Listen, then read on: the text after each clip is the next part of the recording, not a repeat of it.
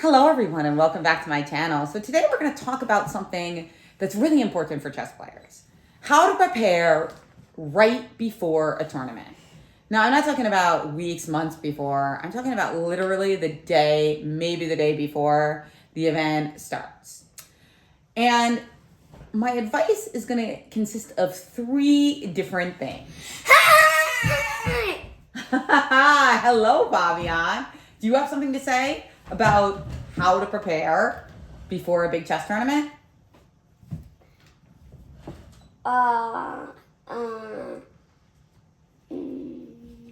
What's something that you should do before a big chess tournament? I think don't sleep at all and stay up all night practicing. Don't sleep at all. Stay up all night practicing. Okay, cram. Like basically look at every new opening that you might want to play.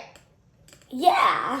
Okay, so like for instance, if you play the Sicilian, look at the French. Okay, obviously he's trolling us. This is not what you do before a big event. In fact, generally you want to, as the expression goes, bring the one who brought you. So whatever got you to the level that you're at is the opening you really usually want to play when you're playing a big tournament. This is something that I was told by top grandmasters before I played in my U.S. Chess Championship performances. They said, you play the Grunfeld, play the Grunfeld at the championship. And they were right. So, another thing that you do before a big tournament is you prioritize your sleep and your happiness. So, how do you prioritize your happiness when you play chess? What do I even mean by that? Well, do what you find fun. For example, Fabian likes solving puzzles. And one thing we do before a major event is we look at easy puzzles. So puzzles that are easier for you, whatever that might be. I especially like puzzles in books because that tends to help with your visualization.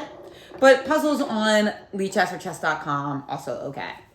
So here's an example of some puzzles that Fabian did today from this book, Everyone's First Chess Workbook.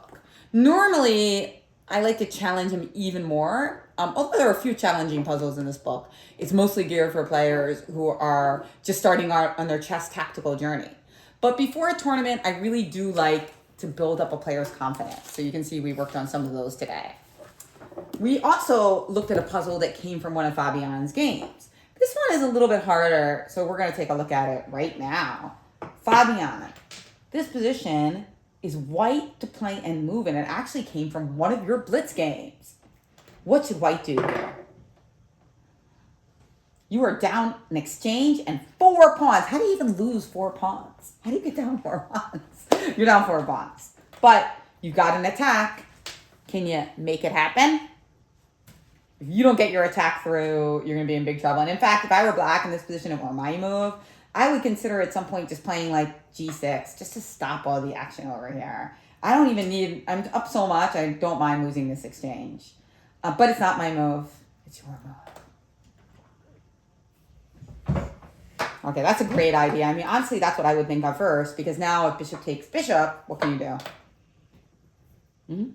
Yeah, rook g3, and now, unfortunately, if only this queen could hop here, I'd be totally fine, you know, connecting the queen with the defense. But unfortunately, it's stuck here, and it's just checkmate next move. There's no way to stop it. But, and there's the big but, one of the most important ways to defend in chess is via this f-pawn. It's so crazy, but this f-pawn is so often crucial to defense because it allows the king to get some room, it allows the rook to come up, and it sometimes just attacks key pieces. So now after f5, do you actually have a follow-up here? The problem is now, like, if you go here or something, I can just take your queen. Whereas if I don't have this space, like suppose I try to play something like, I don't know, bishop takes rook and see what happens. Now you can simply mate me by playing all sorts of moves, honestly. You play here, that's mate in 2, mate in 2, mate in 2, mate in 2, mate in 2, mate in 2. Okay, so f5 though is a real problemo. So suppose white goes here, and now bishop takes bishop, and you try rook g3 again. Now what does black have? Yes, rook f7, exactly. It's winning for black. Knight f6. As long as I don't take with the rook, allowing checkmate, I'm totally okay. Yeah, I mean, it seems fine. Okay, maybe king h8 even. So that's not going to work. But it's a really good idea. And you know what they say? When you see a good idea, look for a better idea. It's kind of like when you see a good, when you see a good move, look for a better one. Or when you see a bad move, look for a badder one.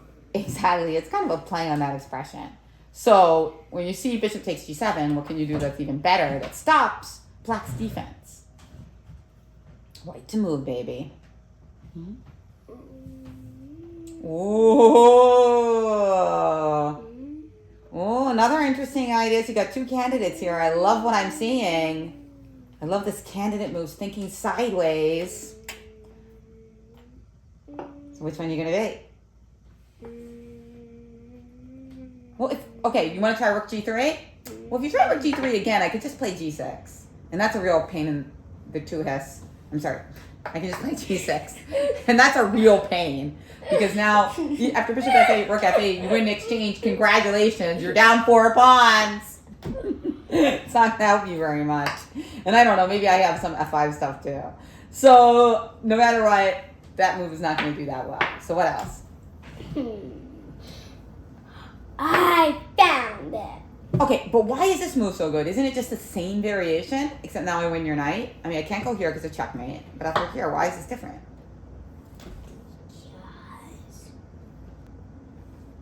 Play pawn here. Exactly. This bishop is no longer allowing this pawn to play f5, so you give up a whole knight just to stop that one defensive move. So, Fabian, this is a bonus question. There was a game that we looked at with a very similar idea, and I'm going to pop it up on the screen now, where a great American world champion played a move just like this to win spectacularly. Do you remember who it was?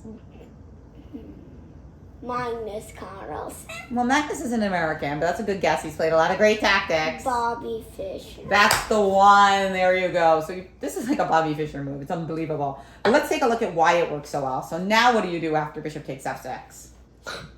Bishop here. Now bishop g7, and you're right, I can't play f5 anymore. And if bishop takes g7, now what's the money move? Here, and f5 doesn't work. I just checkmate you. Exactly. What if not bishop takes g7? If h5 instead, you actually have probably a number of ways to win, but I do think that this one is very aesthetic. Bishop h7 check. Now after king takes h7, queen h5 check. If king g8, queen h8 mate, and if king g5, what's the mate here? Here. Yeah, rook g3. But there's faster check. And now, well, wait a second. We still have to get this right. Wait a second. Did I mess this up? No, I don't think so. Now here, and then after here. Here. But there's faster checkmate. But I wouldn't do it. I don't know. Is there a faster checkmate, Joey? I like that you're arguing with me. That's a sign of smarty pantsies. Okay, so how is there a faster checkmate after h5? Because now I'm planning to take the queen. So you can't play like bishop here or anything. I mean, maybe you can just, the bishop's here, sorry. Maybe you can go here now. This could also win. And then if king g7, queen h7, Yeah, that's what I was planning. Okay, yeah, you might be right, actually. This could be a slightly faster mate. Yeah, okay. But this one's cool. But the funny thing is, you actually have to be a little careful. This is when you sacrifice a lot of material, be careful, because this move, and suddenly black king might escape, right? It's possible black's winning now. You always have to be careful in these types of things. Okay, so very nice tactic. And this tactic's actually not that easy, by the way, but it did come from one of his games, which is nice. And it's kind of like on the hard level of what I would work on right before a tournament. But I still think it's a good one to show, because what you really want to do before a tournament is build your confidence. And the fact that you had such a cool tactic in one of your own games, even though you didn't play it, you won anyway, it shows that you can do it. You can play like a champion, right? Speaking of play like a champion. And in this book, we also looked at a couple of positions to warm up for the tournament. We'll look at just one right now. Okay, here's another example of a problem that I would love to show before a tournament, because I'm looking for something that's beautiful, that makes you excited, and also something that's not too hard, but that makes you feel confident. And one thing I want you to do, Fabian, is imagine yourself playing the winning move. There's a checkmate in 2. in one of your games in your tournament. So not only find the move, but imagine yourself playing it in a real game. Mate in 2 for white. Mate in 2. Are there any way to stop me if rook here? What's your mate threat? Here, but I don't think there's any way to stop it. I think I found the answer. You got it, Fabian. Yeah! Excellent, excellent. So let me play a move and you do the mate. And pretend this is a real game of yours where you're doing a beautiful checkmate. I can't take it because it's pinned. Fabulous job, Fabian. I love it. Very, very nice. And by the way, we actually looked at a similar position where it was like a same thing but different permutation, rook h6 and then checkmate. So it's funny. It's kind of like 2 tactics in one. Very nice. And good point, Fabian. Usually mates in 2 start with a forcing move. Usually mates in 2 start with a forcing move, but this one, it was a quiet move that led to mate in 2, which is why it's actually very pretty. So it's so crucial to visualize yourself making that winning move, getting that checkmate, because you can do it.